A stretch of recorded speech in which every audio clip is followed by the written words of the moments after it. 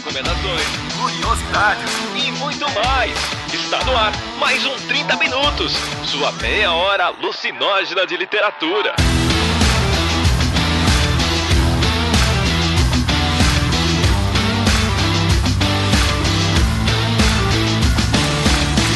Eu sou o Vilto Reis e hoje nós estamos em mais um podcast aqui para falar de um livro, ou de um grande livro e de um grande filme, ou não, vamos ver. E é por isso que eu estou aqui acompanhado da Cecília Garcia, que está sempre entre grandes livros e grandes filmes. Olha só, eu só propus essa pauta porque eu vi o filme com o meu bebê Jake Gyllenhaal e eu não resisto àqueles olhinhos de pug abandonado. Não tem nada a ver com literatura, isso é puramente um cast bairrista de tietagem. Mas eu consegui iludir o Vilto e contei isso pra ele só agora. O grande golpe de 2018. É por isso que eu gosto desse cast, né? O fundamento, a base, né, acadêmica, científica que leva nós a escolher as obras é esse tipo de coisa, assim. É por isso que eu gosto desse podcast. Mas enfim, vamos lá pros recadinhos.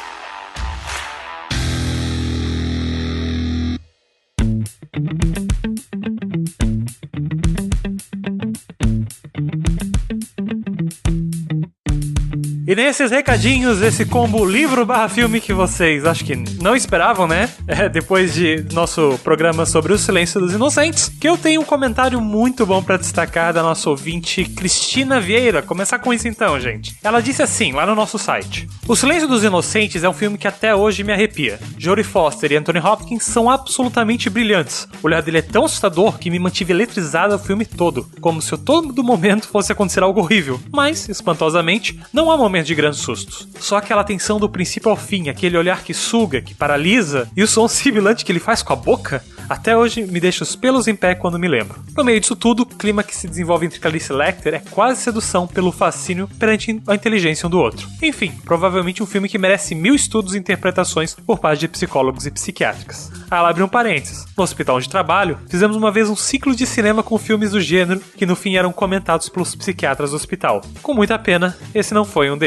Só pra concluir, além de tudo, é um filme pra assistir muitas vezes e deleitar-se pelas interpretações, um dos melhores da vida. Li esse comentário aqui mais uma forma de mostrar também como esse filme é impactante, né? Tanto pra gente, como a gente mostrou durante o episódio, tanto ali também pra Cristina Vieira, que comentou esse comentário bem massa lá no nosso site. E como sempre de praxe, pessoal, é minha obrigação, é meu trabalho, é meu ganha-pão, lembrar vocês que o 30 Minutos é mantido por vocês. Estamos trabalhando nesse site, trabalhando nesses conteúdos, trabalhando em manter, né, o arquivo todo 30 minutos em prol de vocês que curtem, comentam, escutam, apoiam financeiramente através do Padrim, através do PicPay. Gente, o ano 2018 foi muito comprido, em primeiro lugar, mas também foi muito importante, foi muito incrível, graças a vocês, assim, pegarem o 30 Minutos que início do ano tava mal das pernas, tava numa situação que nós não sabíamos se íamos continuar, e agora fechar 2018 numa situação um pouco mais confortável e que a gente tem esperança de em 2019 conseguir entregar o programa durante o ano todo. Pra ir mais a fundo disso, pra falar sobre isso, pra falar sobre como foi o balanço do 30 Minutos nesse ano, quanto a gente tem de dívida, o que a gente vai fazer em 2019 pra contrabalancear essa situação financeira, nós vamos ter uma transmissão ao vivo nesse sábado, no dia 15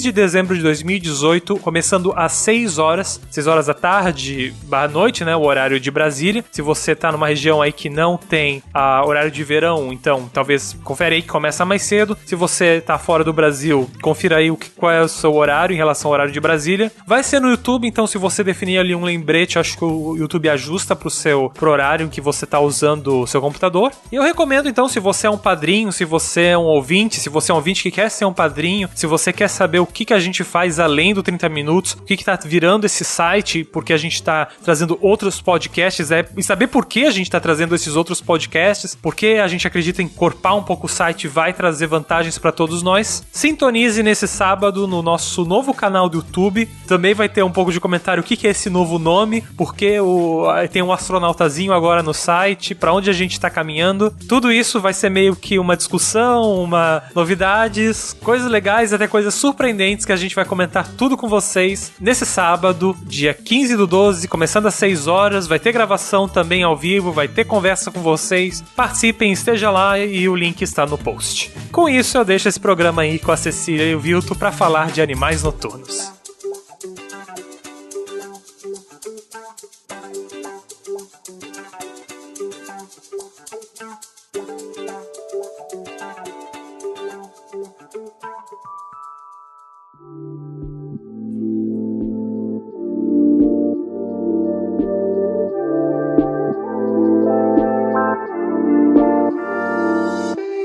Então nossa missão aqui hoje é de falar do livro Tony e Susan, que é escrito pelo Austin Wright e foi lançado em 93. Esse livro que acabou virando filme, né, o filme Animais Noturnos, que é um filme de 2016, que saiu aqui no Brasil em 2016 e que tem certas diferenças aí que a gente vai comentar ao longo desse podcast. Uma coisa que esse filme, né, quando saiu, eu li uma matéria, eu não lembro se era uma resenha, se não me engano era do Valor Econômico, mas eu não tenho tanta certeza. Era alguma coisa assim de um jornal bem conceituado, assim, sabe?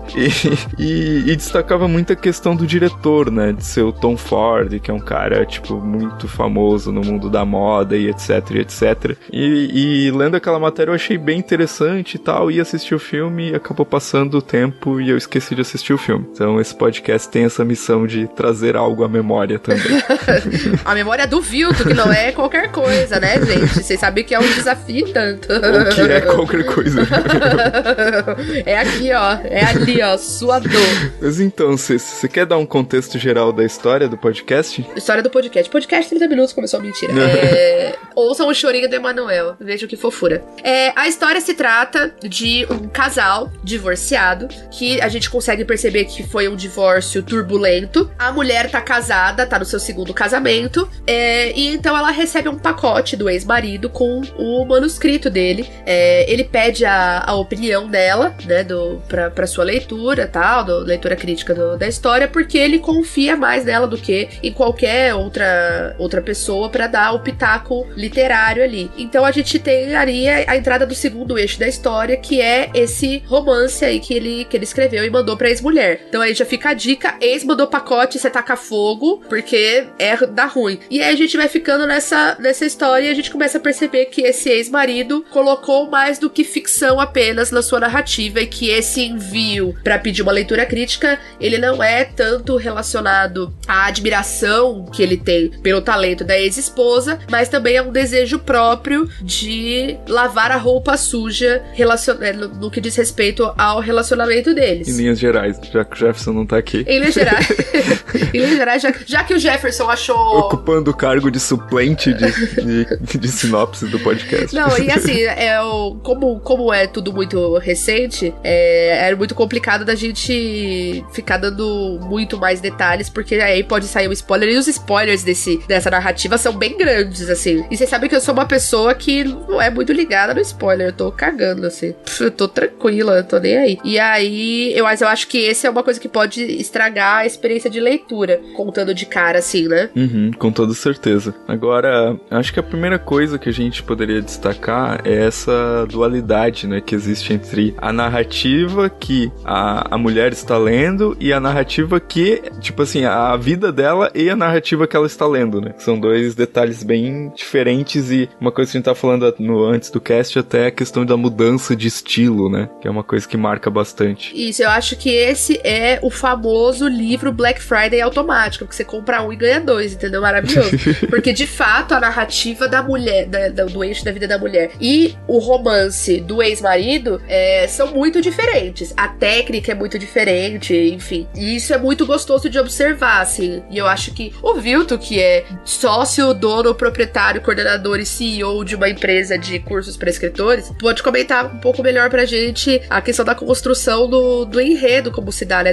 A questão técnica de concepção da obra mesmo, assim, de criar dois eixos narrativos que dialogam entre si, mas que usam uma técnica de escrita tão diferente. Quais são os desafios envolvidos nesse tipo de proposta, Vilto Reis? Você sabe que uma das primeiras oficinas de escrita criativa que eu participei, eu fiz uma pergunta bem parecida com essa pro meu professor. Droga, eu fiz uma pergunta igual a do Vilto. Que era o seguinte: tá, se eu tenho essa ideia, né, de escrever um livro dentro do livro, eu devo escrever primeiro o livro inteiro e depois escrever as partes, por exemplo, da vida real ali que acontece, né, nesse livro que a gente tá comentando, ou escrever paralelamente, vamos dizer assim, ou escrever primeiro um e depois o outro. E aí o professor disse: cara, eu acho que se tu for escrever um e depois o outro, tu não vai conseguir encaixar as partes, não vai funcionar como uma obra só, porque por mais que tu esteja, tipo assim, dentro da tua cabeça concebendo vivendo como duas coisas, mas elas se completam, assim. Então, por exemplo, né, tem uma coisa muito legal, que existem intertextos que são as partes que a mulher faz comentários ou que ela pensa a respeito do livro e tal, que ela narra aquele cotidiano dela. E ela mesmo, se a gente for pensar, ela cria mistério, ela cria suspense pra história que está se lendo, sabe? Porque ela se faz perguntas, né? Tipo, ela lembra que quando ela era casada com o Edward, eles viveram isso e aquilo. E aí, será que isso está aparecendo? Tipo, existe uma série de perguntas, aquilo ali não tá ali por acaso, sabe? É mais uma ferramenta do escritor de criando mistério, de criando suspense. Agora, uma coisa que enquanto eu estava lendo eu pensei, tenho que perguntar isso pra Cecília no cast, como é que tu vê a questão assim da representação do psicológico da personagem feminina ali, com a linguagem que ele usou, sabe? Porque de certa forma me remeteu um pouquinho, tá? Eu sei que é diferente, técnica diferente, momento diferente, mas me remeteu um pouquinho a Mrs. Dalloway. Não sei porquê, talvez pela classe social dos personagens, que eu achei um pouco parecida. Eu achei que ficou... A sensação que dá, a construção que ele faz, é criar uma mulher extremamente solitária, uma mulher que tá no auge, muito bem sucedida, né? Com aquela aparência cristalizada, envernizada de que tá tudo bem, tudo ótimo, né? De superei meu divórcio turbulento, casei com outro cara, e tô muito bem obrigada, e trabalho, e sou bonita, e etc. Só que eu acho que essa entrada que ele dá nos pensamentos dela possibilita a gente acessar o quanto essa mulher é solitária. E eu acho que isso é extremamente enriquecedor pra personagem, sabe? Que é o conflito interno daquela coisa de mostrar uma fachada social necessária, mas ao mesmo tempo internamente viver um tanto de conflitos, culpas e arrependimentos por coisas que ela ainda não se vê conseguindo fazer, sabe? E no filme isso fica bem mais acentuado, né? Porque aí tem a fantástica, maravilhosa Amy Adams fazendo a Susan, né? Porque aquilo não é nem uma mulher, é uma deusa, fantástica, e aí a gente consegue perceber pelo aquele sorriso que parece muito satisfeito, com aquele olhar assustado, assim, né? Tenso, triste e disfarçando com um sorriso numa linda foto, sabe? Então, eu acho super importante que isso apareça, porque trata de um dos aspectos, na verdade, que eu acho que são centrais ali da história, que é o quanto essa mulher é psicologicamente abalada pelas situações que ela viveu. Então, por esse primeiro marido que parece ser um cara tão legal, que aí chega um ponto e você fala assim, nossa, como, né, que ela pode ter abandonado um cara desse, um cara tão incrível e gentil e que valoriza tanto a opinião dela, e tão maduro, né, porque coloca o trabalho dele pra crítica dela, né, parece uma coisa, né, enfim, a ser valorizada. E aí a gente vai vendo que na verdade vai cavando e vai descobrindo que esse cara não é tão perfeito assim. Não é só flores, né?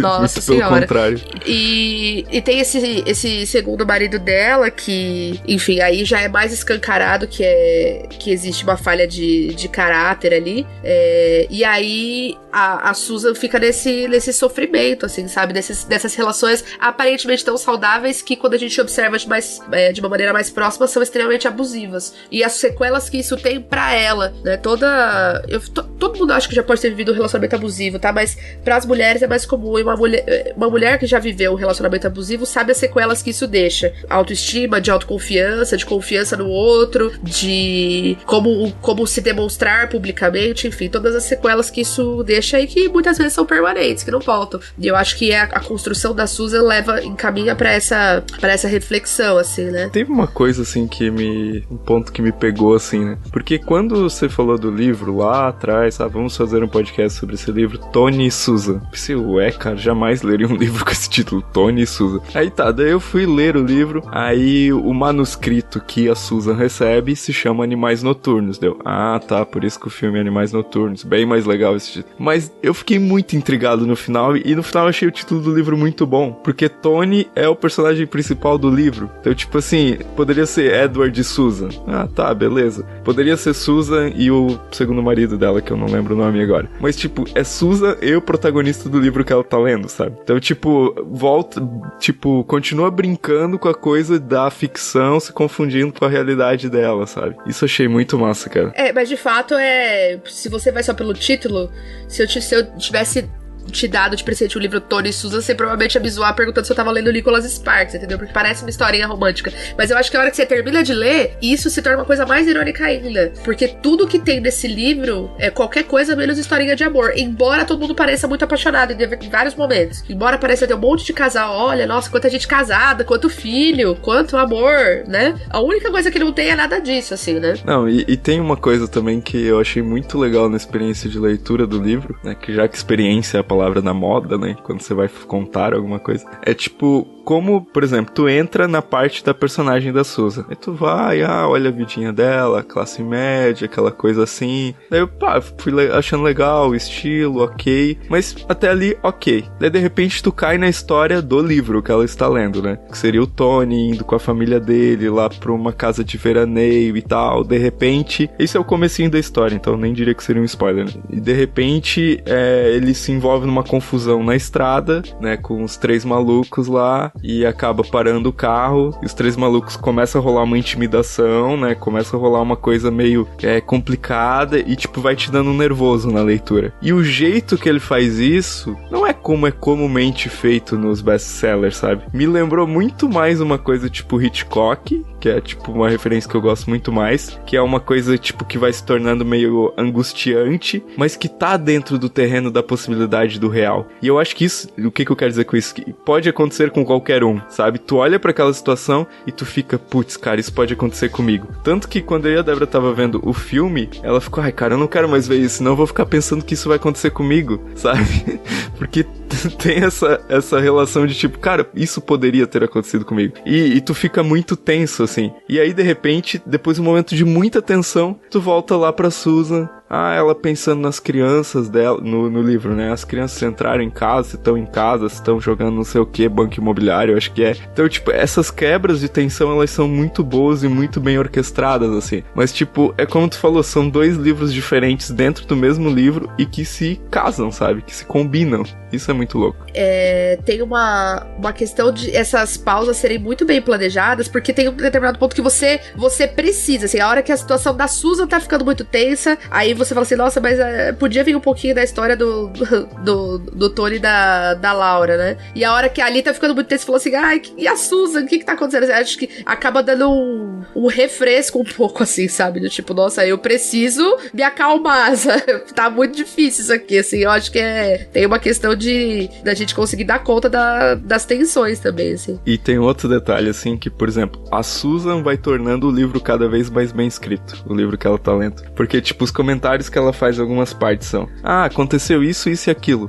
Será que agora o Edward vai tomar o caminho de transformar isso num livro de investigação do crime? Se ele fizer isso não vai ser tão bom por causa disso, daquilo. E aí daí vai pra parte da leitura do livro, daí não é nada daquilo que ela imaginou que poderia ser, sabe? Então, tipo, ela vai tornando o livro melhor, porque ela vai mostrando tipo, como ele vai criando imprevisibilidades, eu acho, dentro do livro, sabe? Isso é muito louco, cara, esse jogo dentro do livro. E aí veio uma coisa que é o quanto que esse ex-marido, quanto que o Edward é um cara perverso, né? Vamos falar mal dos personagens?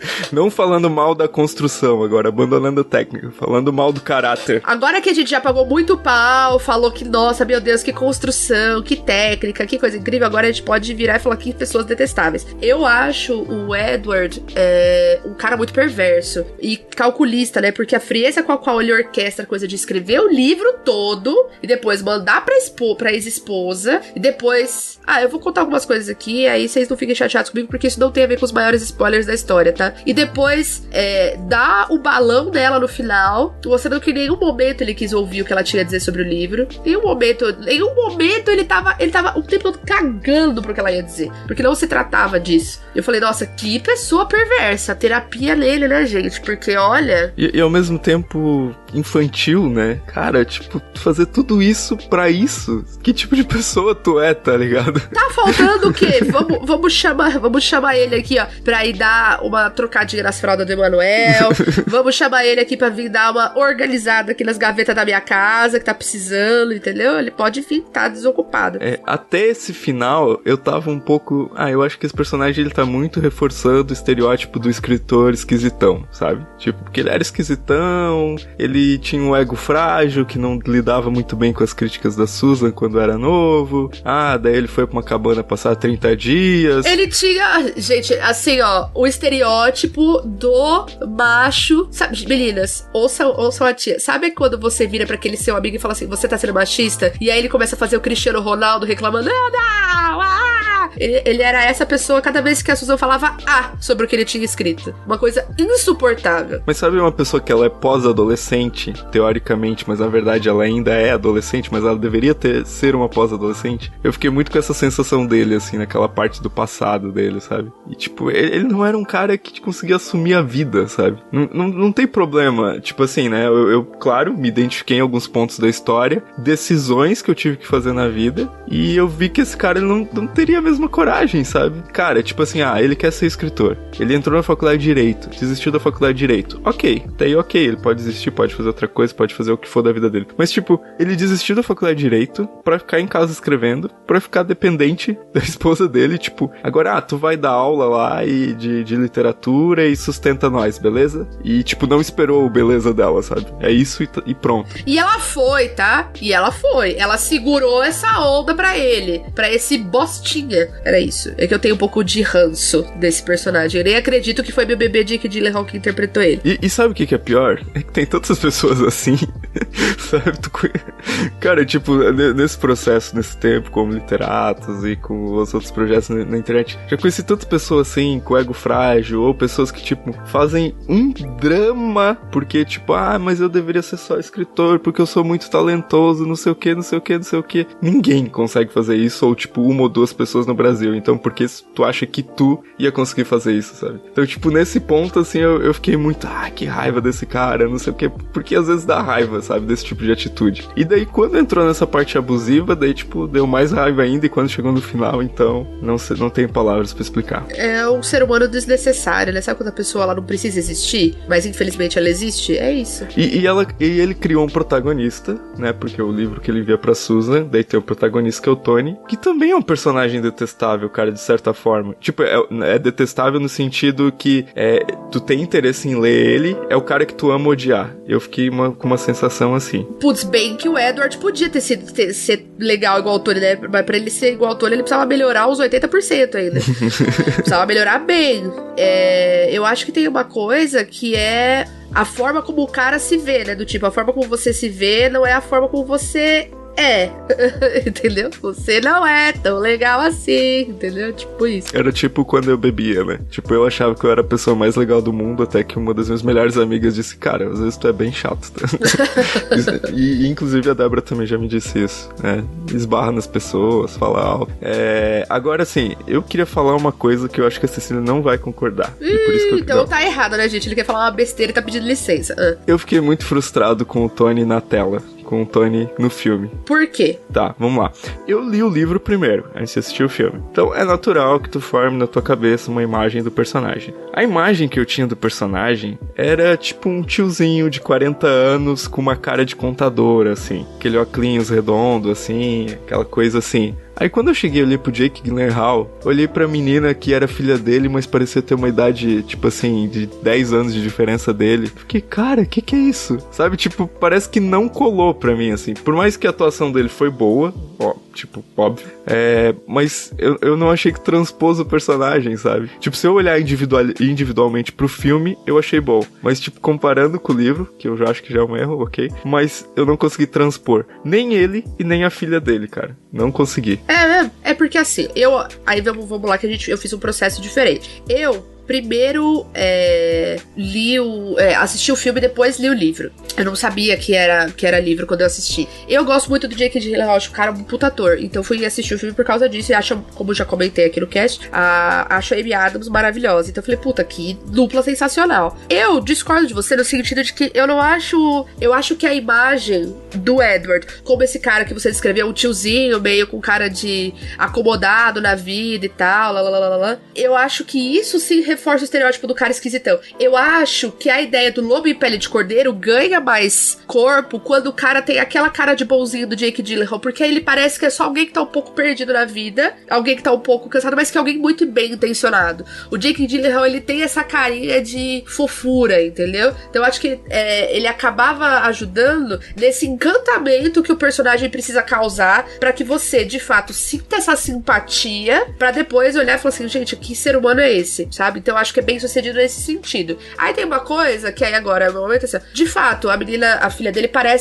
não parece ter idade pra ser filha dele. É que o problema ali da família Gyllenhaal são bons genes, né? O Jake Gyllenhaal já tem idade pra ser pai daquela menina, sim. A questão é que ele tem bons genes, ao contrário de nós. Bons genes, ele tem não só bons genes, como também tem aquela coisinha chamada dinheiro. Então aí ajuda bem. Não sei se é porque eu olho pra ele e vejo o Donnie Darko. Aí no caso, como já diria o Rogerinho, né? Aí é um problema mental teu, né? Porque, porra. Pra mim é a principal associação, né? Mas ok.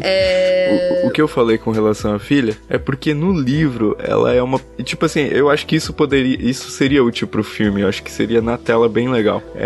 Ela dá a sensação de ser uma adolescente desbocada que não vai levar desaforo pra casa. E no filme ela fica numa posição de tipo... Parece uma menina de 8 anos, assim, talvez que se retrairia, que ficaria com medo, que teria reações muito diferentes, sabe? E eu achei que isso é uma coisa que na tela seria legal, se houvesse mais enfrentamento da parte da menina também. Porque, tipo, como no livro, o personagem ali, o Tony, ele fica de uma forma bem passiva, e aí quem se projeta contra os 3 malucos é a filha dele, isso eu acho que seria bem interessante pra tela, porque questão de aumentar conflito, sabe? Aumentar as cenas que seriam mais marcantes. Mas, sei lá, acho que eles perderam uma possibilidade aí. É que eu acho que é aquilo, né? Você tem que fazer um recorte porque você tem um problema de tempo, não é? Já não ficou um filme curto, né? É um filme de 2 horas. É um filme de 2 horas, Então já você vai acrescentando essas coisas, você vai ter um problema de gestão de tempo.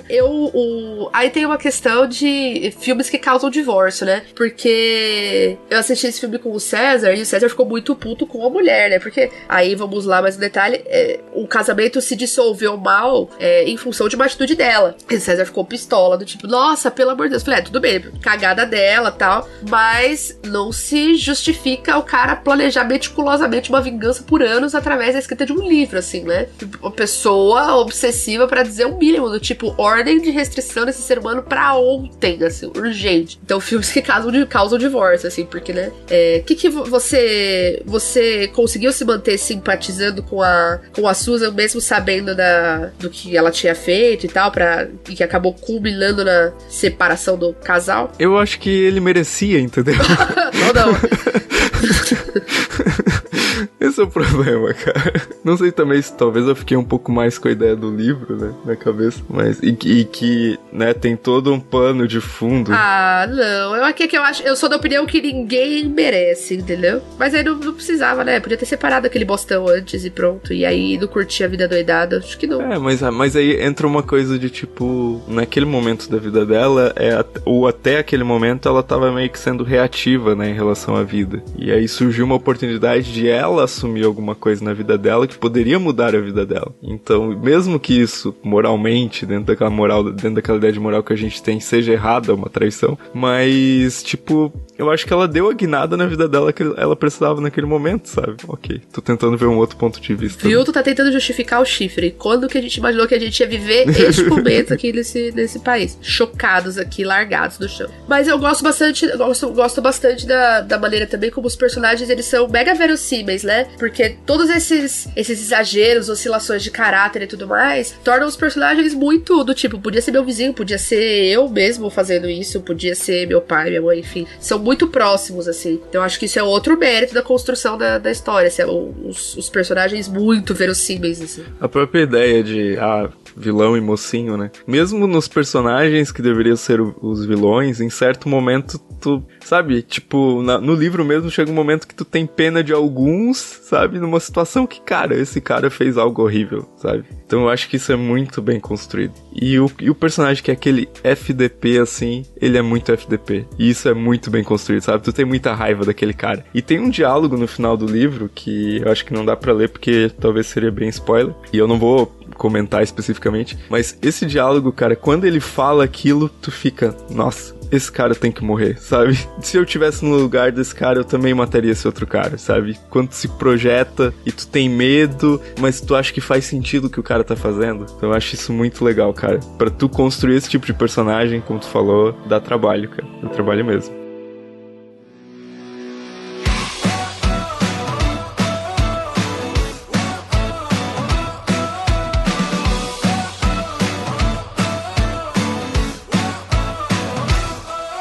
Então tá, gente, pra finalizar, quem ouviu o podcast até aqui e não quer levar spoilers, esse é o momento de você encerrar o podcast por aqui.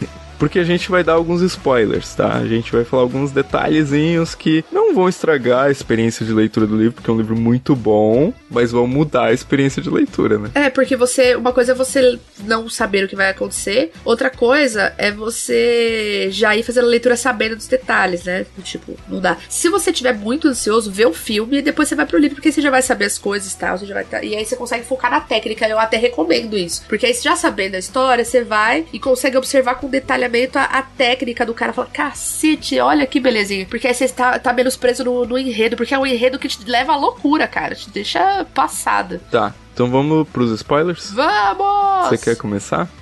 Olha, o aborto. E aí? Qual foi a sua opinião? Complicado, hein? O que acontece?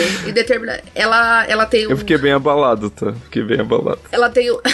Ela tem um caso, né? Quando o casamento já tá lá nas últimas. E aí ela tá querendo se divorciar. E o cara, lógico que esse lixo humano desse Edward, sacolé de chorume, ele não quer separar e dado um ponto ela fica grávida. De quem, Vilton? De quem? Do amante. Pois é. Que se tornou marido dela depois. Exato. E aí, que é um bostão também, quer dizer, ou mulherzinha com o dedo gangrenado de podre, né? Cacete, vamos conversar. Só que, na verdade, é do amante, pero não se sabe, não dá pra ter muita certeza, na verdade, né? Na dúvida, pelo sim, pelo não, achando que podia ser do marido, ela opta de maneira segura, no lugar em que o aborto é legalizado, a mulher não precisa sangrar até morrer por fazer ilegalmente, ela opta por fazer um aborto. O marido, né, o Edward, descobre de uma maneira bastante dolorosa como a situação toda se deu. Descobre tudo de uma vez, o caso, o aborto e tudo. E aí ele fica naquele, como se diz em inglês, o self-righteousness, do tipo, você deveria ter me contado, essa não era uma decisão só sua. Aí, tipo, querido, é uma decisão só minha assim. Tipo, era pela minha buceta que ia sair. Desculpa, isso você não tem a ver com isso.